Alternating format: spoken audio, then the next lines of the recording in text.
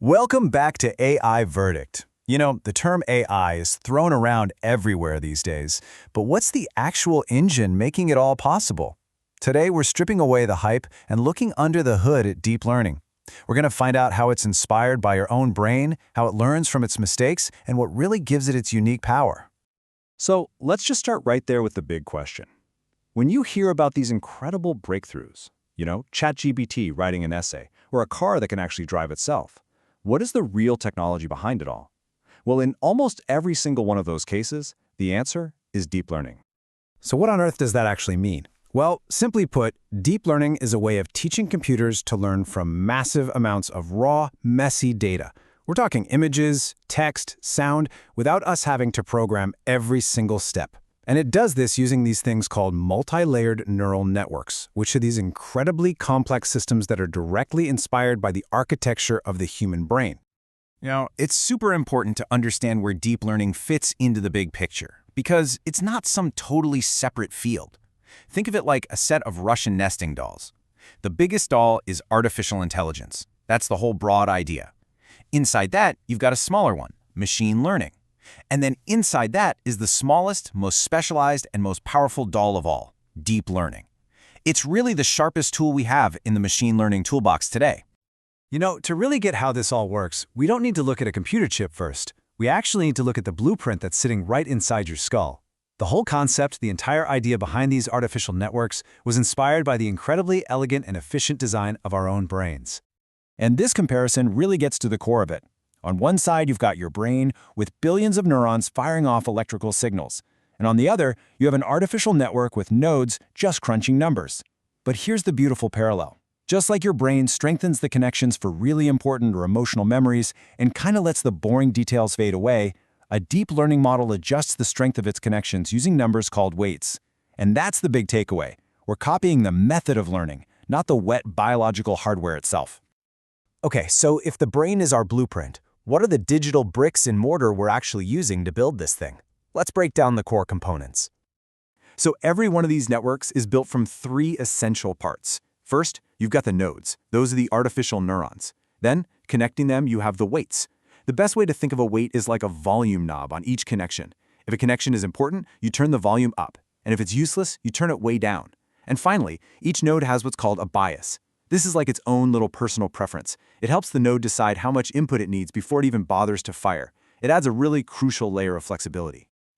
These nodes aren't just a jumbled mess. They're organized into layers. You have the input layer, which acts as the model's eyes and ears, taking in all the raw data.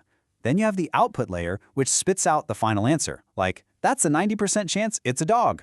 But in between, that's where the magic happens. You have these hidden layers. The first hidden layer might learn to see basic things, like edges and colors. The next layer might combine those into shapes, like eyes and ears.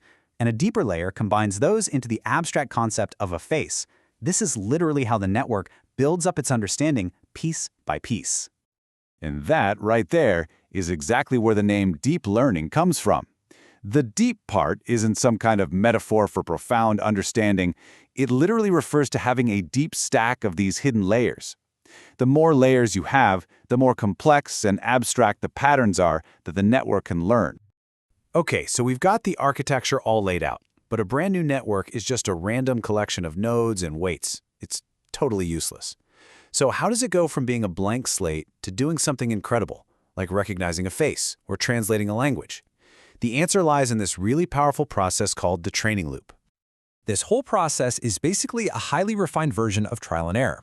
First, during what's called the forward pass, the network takes a guess. Then, a loss function comes in and calculates a score for exactly how wrong that guess was. Now here's the most critical step, backpropagation. The network takes that error score and works its way backward, from the output all the way to the input, figuring out which connections were most responsible for the mistake. Then it slightly adjusts their little volume knobs, the weights, to try and correct it. Finally, an optimizer makes sure these adjustments are small and steady so it doesn't overcorrect. And this loop, it just repeats millions or even billions of times, with the model getting a tiny bit smarter with every single guess.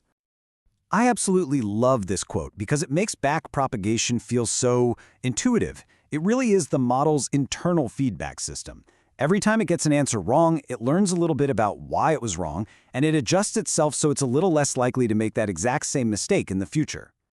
So we have this structure, we have the learning process. But how does this all come together to give deep learning this almost magical ability to make sense of our world? Well, it turns out there's one secret ingredient, one superpower, that truly sets it apart from older forms of AI. So what is this superpower? What is it that allows these models to grasp the messy, complex, nuanced reality of the world in a way that simpler programs just can't? The answer is something called nonlinearity. Okay, think of it this way. Without it, a network could only learn simple, straight-line relationships. You know, like the bigger the house, the higher the price. But the real world is so much more complicated than that. Nonlinearity is what lets the model understand nuance and context. It's what lets it understand that a fever is bad, but a fever after taking medicine might actually mean the medicine is working. It's what allows the network to have those aha moments where complex ideas finally just click into place. So what's the final verdict here? How is this fundamentally different from what we call traditional machine learning? This table breaks it down, but the most important line, the one to really focus on, is the first one, the human role. With traditional ML, a human expert has to painstakingly select what features the model should pay attention to. It's total micromanagement. With deep learning, you just give it the raw data, and the network figures out what's important all on its own. That's the revolution. But of course, this freedom comes at a price. It needs absolutely massive data sets to learn from and huge amounts of computing power to get the job done. And look, this isn't some abstract, far-off theory. You are using deep learning every single day. It's the thing that recognizes faces in your phone's camera. It's what understands you when you talk to Alexa or Siri. And it is the absolute bedrock for large language models like ChatGPT. This stuff has moved out of the research lab and right into our pockets. So there you have it. Deep learning works by mimicking the brain's structure, which allows it to learn directly from raw data without a human holding its hand. Its real power comes from moving away from that human micromanagement, letting the patterns in the data tell their own story. This is the fundamental technology that kicked off the AI revolution we're all living through right now. Which leaves us with one last thought. We know it powers the most advanced AI today. The real question is, what will it power tomorrow?